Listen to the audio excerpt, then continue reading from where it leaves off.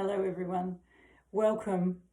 You're going to see the ring light in my glasses this morning. It's quite a dark morning here and I'm about to read something to you, so bear with that.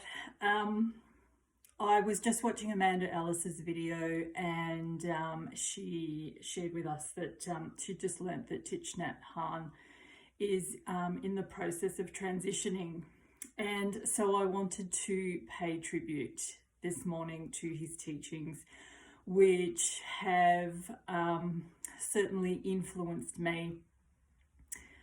And his book, Peace in Every Step, was part of a spiritual book club that I ran for a few years. I can't imagine anybody's foundational spiritual teaching not including Thich. So I wanted to read a part of the book out to you this morning.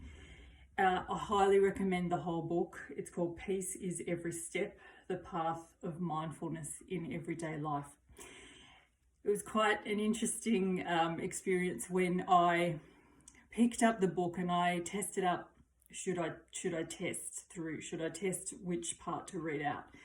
And I got, no, just open the book. You'll open it to the right page. And I opened it to a lesson that is called Our Life is a Work of Art. And I started reading through it and I thought, well, there's elements here that are really good, but is it really the right thing to read out at this point in time? Because I'd looked a page ahead and I had actually underlined a paragraph that I just thought that was really fitting and beautiful for now. And I was told, no, that's not the one. The one that you opened is exactly what people need to hear right now, and just trust their ability to actually, the exact words were, don't underestimate their ability to hear from it exactly what they need to hear from it. So I shall trust the process. I shall not underestimate you. And I'm reading this out in honor of Thich Nhat Hanh and his gift to the world. It's called Our Life is a Work of Art. After a retreat in Southern California, an artist asked me, what is the way to look at a flower so that I can make the most of it for my art? I said, if you look in that way, you cannot be in touch with the flower. Abandon all your projects so you can be with the flower with no intention of exploiting it or getting something from it. The same artist told me, when I'm with a friend, I want to profit from him or her. Of course we can profit from a friend, but a friend is more than a source of profit. Just to be with a friend without thinking to ask for his or her support, help, or advice is an art. It has become a kind of habit to look at things with the intention of getting something.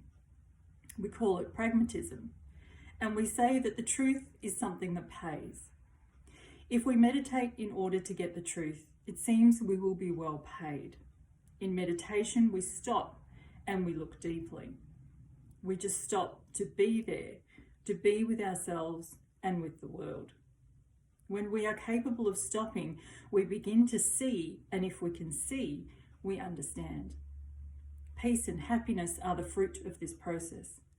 We should master the art of stopping in order to really be with our friend and with the flower. How can we bring elements of peace to a society that is very used to making profit? How can our smile be the source of joy and not just a diplomatic maneuver? When we smile to ourselves, that smile is not diplomacy. It is the proof that we are ourselves, that we have full sovereignty over ourselves. Can we write a poem on stopping, aimlessness, or just being? Can we paint something about it? Everything we do is an act of poetry, or a painting if we do it with mindfulness. Growing lettuce is poetry. Walking to the supermarket can be a painting. When we do not trouble ourselves about whether or not something is a work of art, if we just act in each moment with composure and mindfulness, each moment of our life is a work of art. Even when we are not painting or writing, we are still creating. We are pregnant with beauty, joy and peace, and we are making life more beautiful for many people. Sometimes it is better not to talk about art by using the word art. If we just act with awareness and integrity, our art will flower and we don't have to talk about it at all. When we know how to be peace, we find that art is a wonderful way to share our peacefulness. Artistic expression will take place in one way or another, but the being is essential. So we must go back to ourselves. And when we have joy and peace in ourselves, our creations of art will be quite natural and they will serve the world in a positive way. Much love, much gratitude for these beautiful teachings, and what a source of wisdom and guidance he will continue to be as he re-immerses into his fullness. Much love.